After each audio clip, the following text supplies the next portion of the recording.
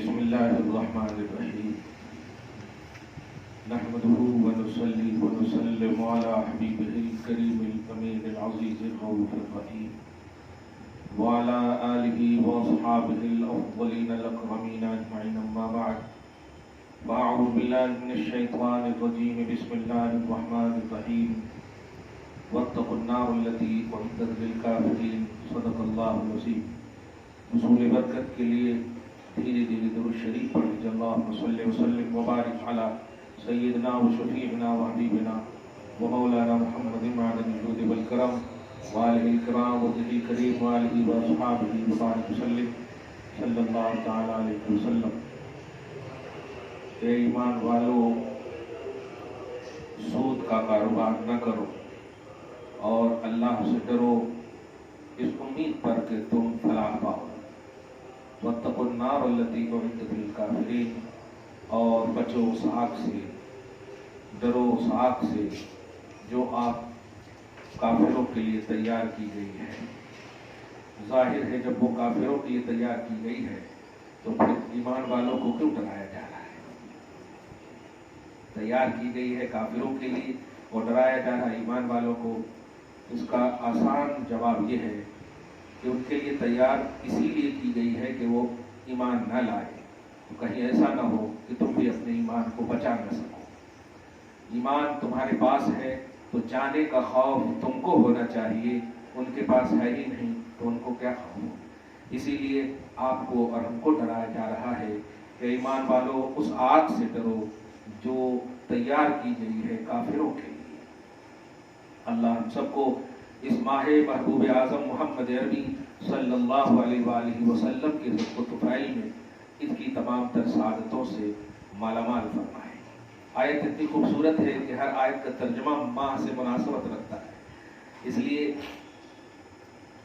جو لمحے بچے ہوئے ہیں ہمارے پاس اور آپ کے پاس، اب بچے ہوئے سے مراد دو مفہوم ہے۔ ایک تو یہ کہ 30 سال 35 سال 40 سال کچھ تو 50 سال بھی کراس کر چکے ہیں، تو ظاہر ہے جو چلے گئے وہ تو آ نہیں سکتے، جو بچے ہوئے ہیں وہی ہے ہمارے پاس۔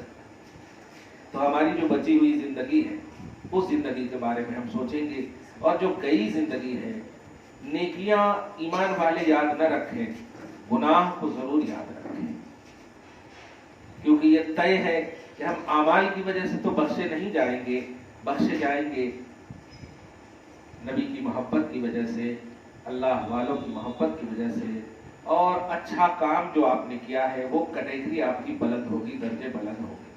لیکن اگر برائیاں اور کوتاہیاں جو ہوئی ہیں ان کی وجہ سے رسوائی نہ ہو، اس لیے اپنی پاسٹ کی کوتاہیوں کو یاد رکھیں۔ اللہ پاک آپ کو، ہم سب کو یہ سمجھ نصیب فرمائے۔ آج غالباً 5 شعبان ہے، 5 شعبان، 5 کو اور 5 ملائیں گے تو 10 ہو جائے گا، پلس 4 کریں گے تو 14 ہو جائے گا۔ اس کا مطلب یہ ہوا 5 4 9 دن ہے ہمارے پاس۔ After 9 days go to Shab Barat, 9 دن کے بعد ہم شب برات میں داخل ہو گئے۔ شب برات سمجھ رہے، مغرب کی اذان ہوتے، مغرب کی اذان سے پہلے تک 16 شعبان یعنی فجر کی نماز کے بعد شروع ہے، اور 14 شعبان مغرب کی نماز سے پہلے تک ہم کیا کریں وہ سب اللہ کی بارگاہ میں پیش ہونے والا ہے۔ 15 شعبان کو آپ کو نیا رجسٹر دیا جائے گا۔ یہ بات میں آج اس لیے بول رہا ہوں کہ بڑی رات تو جگ جاتے، خوب جو کرنا کر لیتے، لیکن کئی سو جو راتیں یا لمحات ہمارے ہیں اور موقع ملنے کے باوجود دھیان نہیں رہتا۔ کبھی کبھی ایسا ہوتا ہے کہ ہم ایگزام ہال میں، آواز نہ کرو، دھیان سے سنو، ایگزام ہال میں بیٹھے رہتے ہیں اور ایک لائن سے سوال آتا تو شروع کے 2-3 کوسچن سوال بڑے ڈیفیکلٹ ہوتے اور ہم لوگ اسی کو سوچنے میں ٹائم ویسٹ کر دیتے، جو ایزی سوال ہے اس کو حل نہیں کرتے ہیں۔ یہ 10 کوسچن کرے ہیں، ان میں سے 5 کمپلسری کرے ہیں، تو ہمارا اوپر کا جو ہے وہ دیکھ لیتے 20 منٹ 30 منٹ ایسے ہی چلا گیا، اور جب گارڈ نے ہماری رہبری تنبیہ کی، ٹائم اتنا ہو گیا، اب ہم جا کر کے ارے جلدی سے اب 5 کا ایسا تو بھی حل کرنا. تو یہ انوالنٹری یعنی بے توجہی میں ہم نے ٹائم ویسٹ کر دیا. پہلے اگر حل کر لیتے تو ٹائم بھی بچ جاتا، کچھ تو ہم کر لیتے اور ایکسٹرا ٹائم. خیر، میں وہی ذہن دینے جا رہا ہوں کہ 16 شعبان سے لے کر کے اب تک کیا کریں ہم. سچ یہی ہے کہ غفلت میں گزری. کلیئر ہے. جن نیک اللہ کے نیک بندوں کے لمحات اچھے گزرے ہیں، مولا ان کے صدقے میں ہماری مغفرت فرمائے. لیکن ہماری غفلت میں ضرور گزری ہے. کبھی تو ولیمے میں گزر گئی، کبھی نکاح کے فنکشن میں گزر گئی، کبھی ایک دوسرے کی غیبت اور چغلخوری میں گزر گئی. آپ کو معلوم ہے سب کو اللہ تعالیٰ اس رات کو بخشے گا، چغلخوروں کو نہیں بخشے گا، برائی کرنے والوں کو نہیں بخشے گا، شرابی کو نہیں بخشے گا. لفظ زنا حدیث میں ہے، لیکن اس کا یہ مطلب نہیں ہے کہ زنا کا مطلب صرف وہی ہے جو ہم آپ سمجھتے. نہیں، زنا کا مطلب یہ بھی ہے ماں باپ کے خلاف جا کر کے کسی سے دل لگانا، یہ بھی زنا کی منزل میں ہے. خاص فیل کر لینے کا نام زنا نہیں ہے. کسی اور کو اپنی خواہش اور نفس کا میلان کے لیے توجہ دلانا، یہ سب بھی ہے. یہ ساری ایسی برائیاں ہیں کہ بخشش والی رات کو بھی اللہ نہیں بخشے گا. ہم اس رات کی بات نہیں کر رہے، ہم یہ 9 دن کی بات کر رہے ہیں. یعنی عنوان یہ سمجھیے کہ شب برات سے پہلے کی تیاری. شب برات کی تیاری نہیں. اللہ تو چاہے تو سنڈے کو بھی بخش دے گا وہ، اگر چاہ لے. لیکن چاہنے کے لیے اس کی چاہت کو آپ کے پاس کیا ہے کہ آپ کھٹکھٹائیں چاہت کے دروازے کو. اللہ رحمان ہے، رحیم ہے، حضور رحمت للعالمین ہے، سب ہے اپنی جگہ پر. لیکن آپ کو جو عمر دیا ہے اس میں اسی اللہ نے، اسی رحمت للعالمین نبی نے آپ کو کچھ رسپانسبلٹی اور ذمہ داری دی تھی. آپ ان کی مانیں گے تب وہ آپ کی مانیں گے، آپ ان کی نہیں مانیں گے تو پھر آپ کی کیسے مانی جائے گی؟ جو ون سائڈڈ کوئی منوا سکتا، دونوں طرف سے نہ ہونا. اب سنیے یہ آیت کریمہ چونکہ اسی حوالے سے آ رہی ہے، بیٹا توجہ سنو. وَأَطِيعُوا اللَّهَ وَالرَّسُولَ، آیت نمبر 132. اللہ اور رسول کی اطاعت کرو، اللہ اور رسول کی مانو، اللہ اور رسول کا کہا مانو، اللہ اور رسول کو بلیو کرو. کیوں؟ لعلکم ترحمون، اس امید پر کہ تم پر رحم کیا جائے. تو رحم کا کنڈیشن کیا بتایا؟ اطاعت. رحم آپ پر کب کیا جائے گا؟ جب اللہ رسول کی آپ اطاعت کریں گے. لوگوں کو اپنے من کی بات تو بہت یاد رہتی، اپنی خواہش کی بات یاد رہتی. اسی لیے بخاری شریف کی حدیث ہے، شروع ہی میں سر وقت لکھی رہتی وہ حدیث، لا یؤمن احدکم حتی یکون ہواہ تبعا لما جئت بہ. تم مومن ہو ہی نہیں سکتے جب تک کہ اپنی خواہش کو شریعت کے تابع نہ کر دو. اس چیز کے تابع کر دو جو چیز اللہ کے رسول اللہ کے پاس سے لے کر کے آئے. یہ ہے مطلب اطاعت کا. یعنی آپ اپنی خواہش کو پیدل کر دینا، میری خواہش یہ ہے، میری خواہش یہ ہے، نہیں. اللہ کی خواہش کیا ہے، رسول اللہ کی خواہش کیا ہے. اللہ اور رسول کی خواہش کے تحت اللہ کی اطاعت اور رسول کی اطاعت آپ اگر کریں گے، اس پر گامزن ہوئی لعلکم ترحمون، تب آپ پر رحم ہوگا. ورنہ اللہ رحمان سب کے لیے ہے، اللہ رب العالمین سب کا ہے. کوئی بھی عالم کے کسی بھی فرد کو اس کی ربوبیت سے یا اس کی رحمانیت سے نہیں نکال سکتے. اسی لیے تو کافروں پر بھی رحم کرتا ہے. وہ رحمان ہے نا، کافروں پر بھی رحم کرتا ہے. عالمین کا وہ رب ہے، رب بولے تو پالنے والا، سب کو وہ دے رہا ہے. لیکن ایمان والوں کو کہہ رہا ہے دیکھیے کافروں کے لیے جو تیار کی گئی ہے ان سے تم بچو. مطلب میں تو نہیں دینا چاہ رہا ہوں جو کافروں کو دیا ہوں. کیا بات ہے. اللہ تعالیٰ آپ کے لیے خاص رکھا ہے.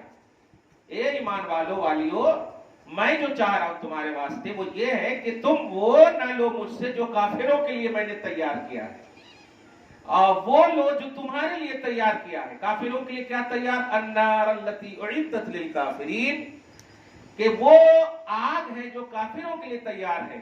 تو ایمان والوں کے لیے کیا تیار ہے؟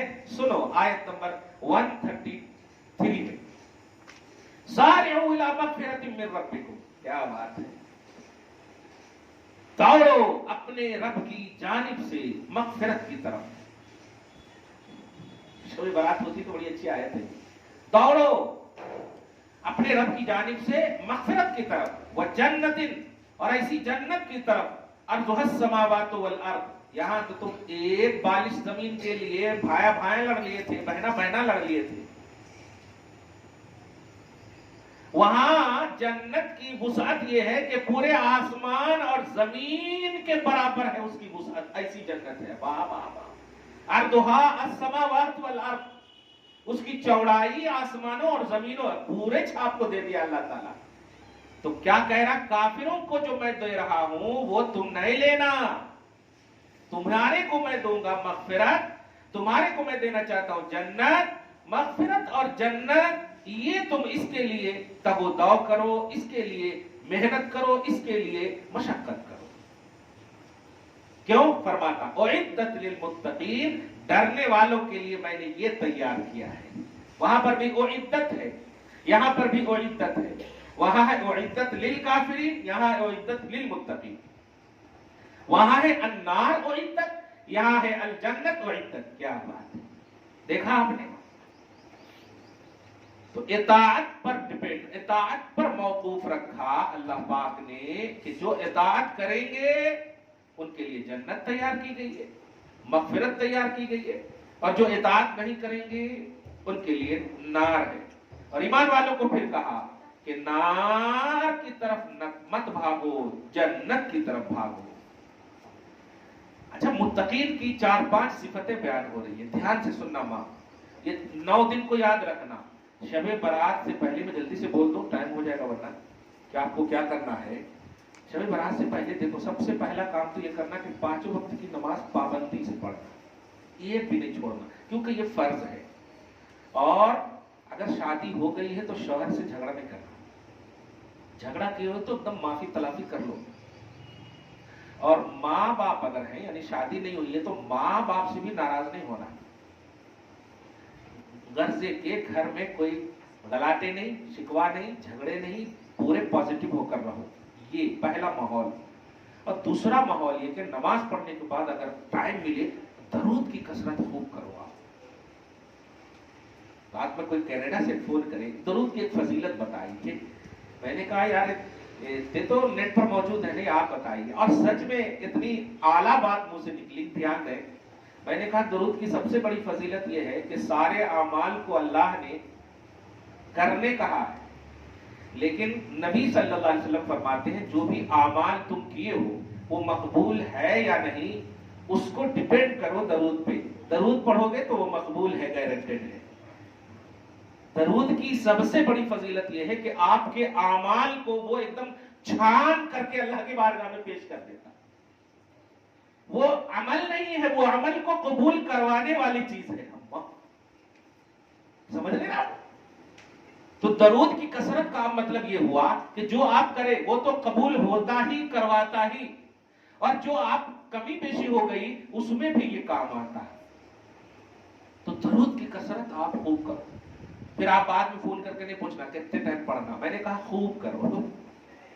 نماز کے بعد ٹائم ملے آپ کو درود کی کثرت کرو. اور اگر آپ ایکسرسائز بھی کرنا چاہتے ہیں تو آپ ماشاءاللہ الحمدللہ نوافل کی کثرت کرو. 3 کام آپ کو کرنا ہے 9 دن تک.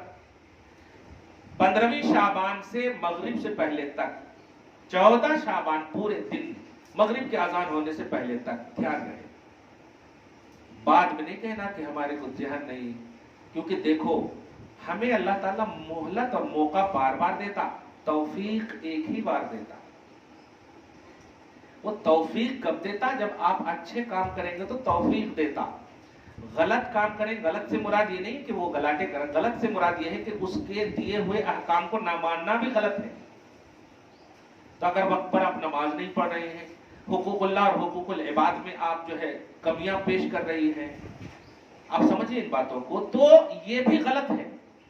تو ان میں اللہ تعالیٰ آپ کو مہلت دیتا، موقع دیتا، کیونکہ آپ امت محمدیہ ہیں، بہت موقع دیتا۔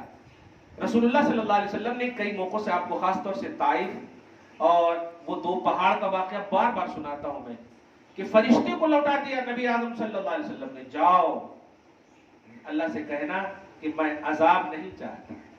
اللہ نے عذاب ڈالنے کے لیے بھیجا تھا، دونوں پہاڑ کے بیچ میں رہنے والوں کو، دونوں پہاڑ کو دبا دو، کچل جائے۔ نبی علیہ السلام نے فرمایا جاؤ، میں ان کی نسلوں کو دیکھ رہا ہوں۔ دیا نا موقع نبی صلی اللہ علیہ وسلم نے، منشأ الہ کو نبی جانتے، بھیجا ضرور لیکن حضور کی رحمت للعالمین کا اظہار بتانا مقصود تھا۔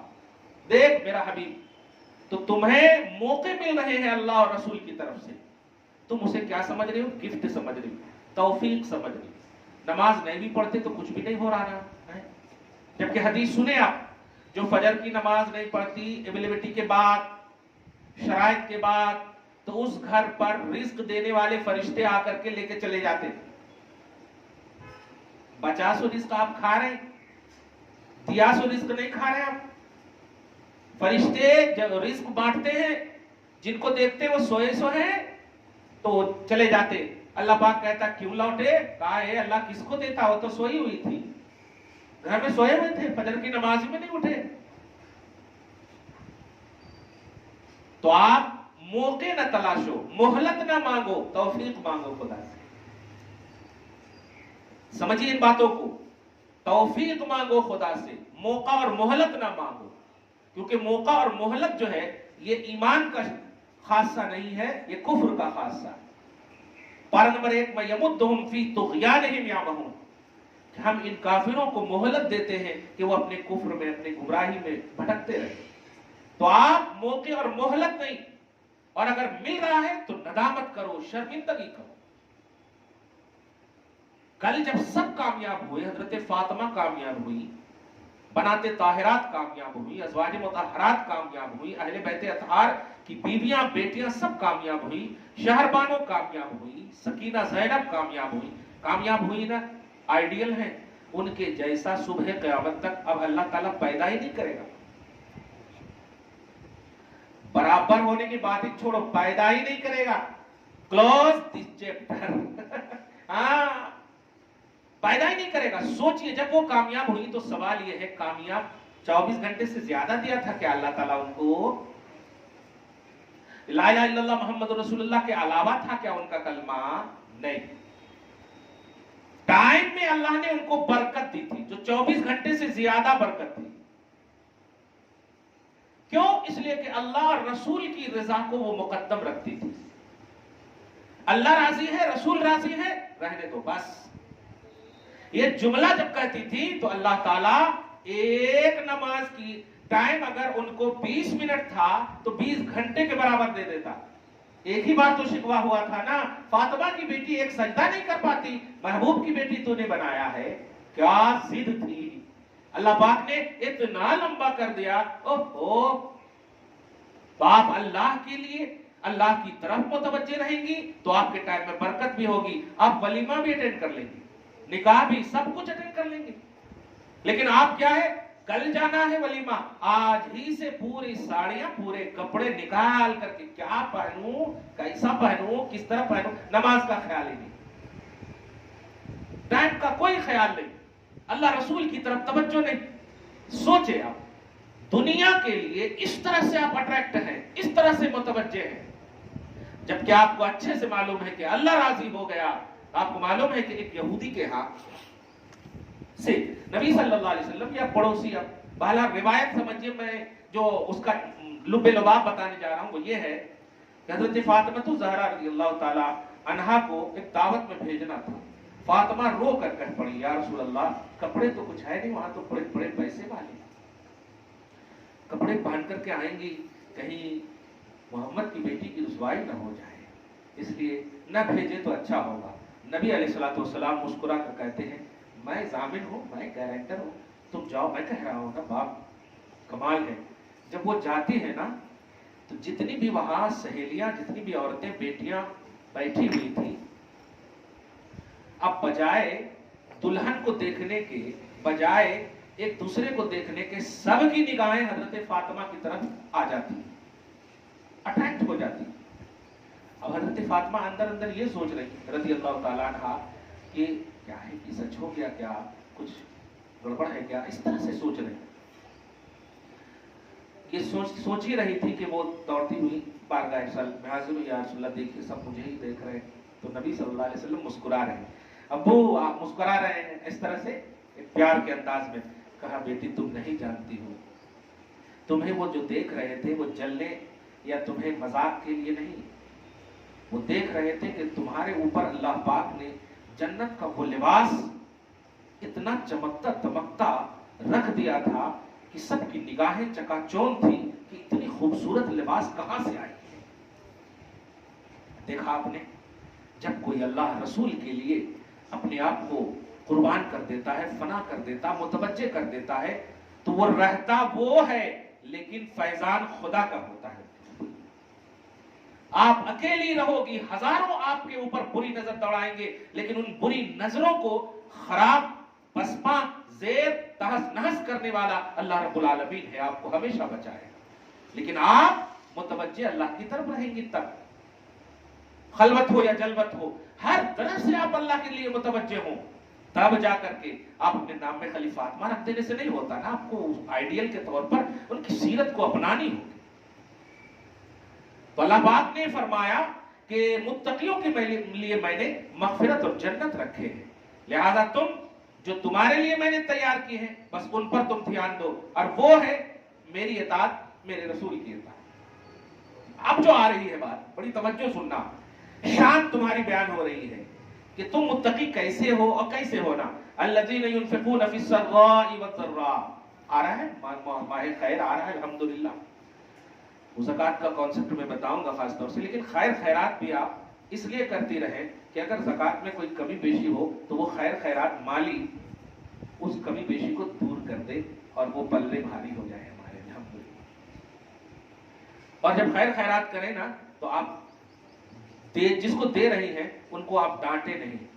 मैंने कईयों को देखा है, दिया ना तुम्हारे को, तुम ले लो जी, आपको जितना देना है दे दीजिए, और बल्कि दुआ मांगी। आप देकर उन पर एहसान नहीं कर रहे, वो लेकर आप पर एहसान कर रहे हैं कि अल्लाह पाक ने उसका रिस्क आपके घर में रखा था, उसका पैसा आपके जेब में रखा था, आपके पास रखा था, क्योंकि अल्लाह के इशारे के बगैर पत्ता भी नहीं हिलता, तो आपका पैसा उसके हाथ में क्यों जा रहा है? गोया वो अमानत के तौर पर अल्लाह ने, सोचिए अल्लाह आपको कितना चाहता है कि दूसरे का भी रिस्क आपको दिया है, इतना भरोसा है आपके ऊपर। इसलिए अपनी माली खैर खैरात को भी तबाह न कीजिएगा। फरमाता है लज़ीना युनफ़िक़ूना फ़िस्सर्रा'i वज़्ज़र्रा, खुशी हो या गम हर हाल में ये खर्च करते हैं। क्या बात है। अब हज को या उम्रा को कभी जाती है या जाएंगी तो वहां गेहूं के दाने मिलते हैं, 100 रुपए, एक रियाल 2 रियाल जो भी है, लेकर के वो वही के कबूतर को खिलाते हैं। क्या बात है। आपको हालांकि कुछ गम भी होता होगा, कुछ खुशी भी होती होगी, इंडिया में भी देखिए।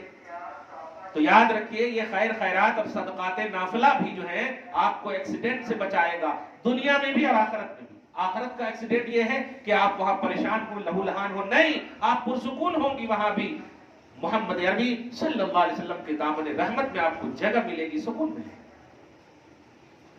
तो आप हर हाल में खुश हो या गम, तकलीफ हो या आप मतलब फाइनेंस आपका सही हो या ना हो, बल्कि अगर ना हो तो उस वक्त ज्यादा आप खैर खैरात का जज्बा रखिए, इंशाअल्लाह किसी फकीर की दुआ आपको लग जाए और आपका फाइनेंस ठीक हो जाए।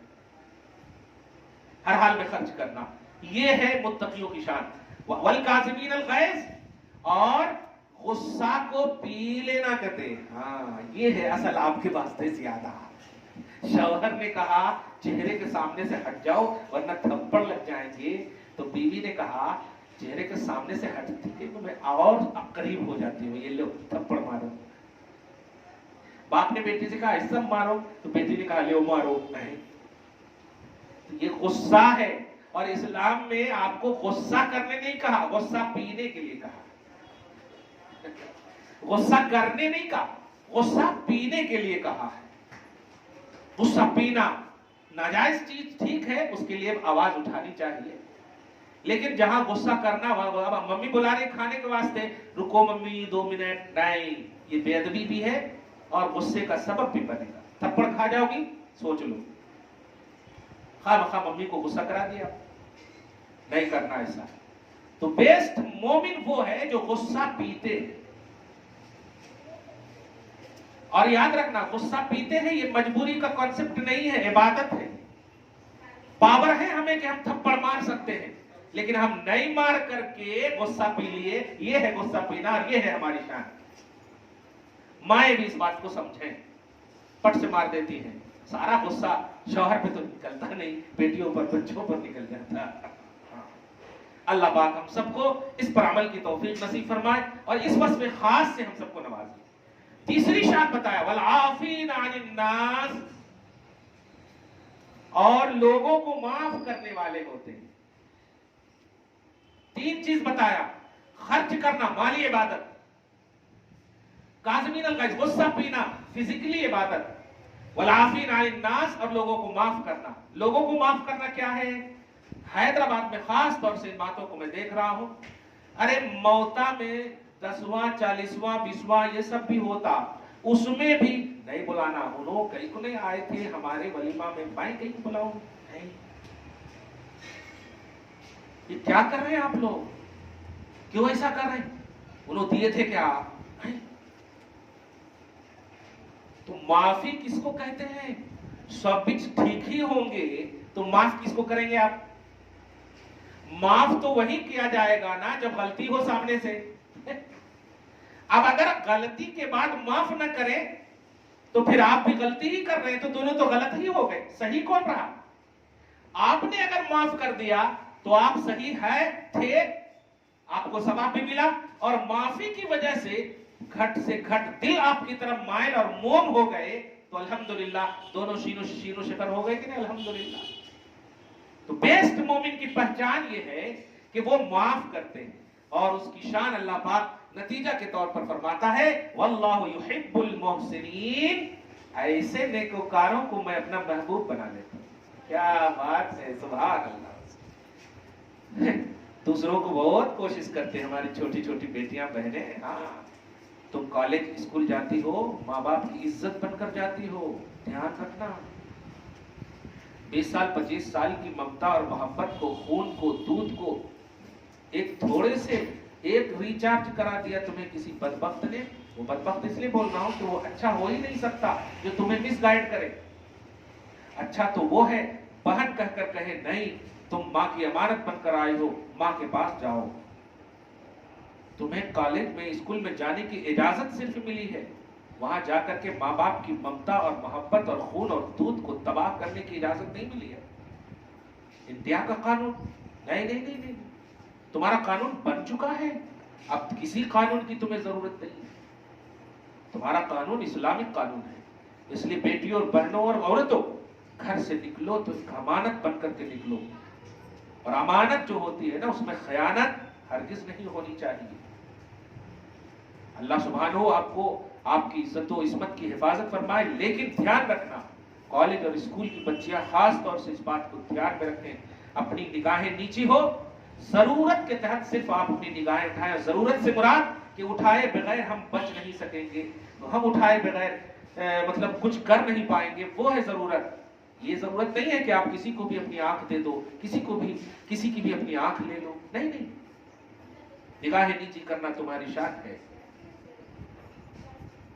بچے دوسرے کیا کر رہے ہیں آپ نہیں، آپ پرسنلی طور پر بلیور ہو۔ جب آپ پرسنلی طور پر بلیور ہو تو آپ کی رسپانسبلٹی ہوئی نا، تو آپ کی ذمہ داری۔ فرض کیجئے آپ فجر کی نماز نہیں پڑھیں گے تو کیا ہم سے پوچھے گا اللہ؟ یا آپ یہ کہہ سکتی ہیں کہ انہوں بھی نہیں پڑھیں گے اللہ ہے، تو پھر اللہ کہے گا ٹھیک ہے عبداللہ تم دونوں ساتھ ساتھ جاؤ۔ ایسا تو نہیں کہ تم دوسرے کی شکایت کر دو تو تم بچ جاؤ گی، نہیں نا۔ معلوم یہ ہوا ہر عاقل بالغ بچے بچیاں یہ بات کو دھیان میں رکھیں کہ ہم ہر طرح سے اللہ کی، رسول کی، ماں باپ کی امانت ہیں اور اس امانت میں خیانت نہیں ہونی چاہیے۔ دعا ہے اللہ تعالیٰ آپ کو شاد رکھے، آباد رکھے، ہر طرح اور ہر مقام پر، ہر جگہ آپ کی عزت و عصمت کی حفاظت فرمائے۔ والسلام علی من اتبع الہدی۔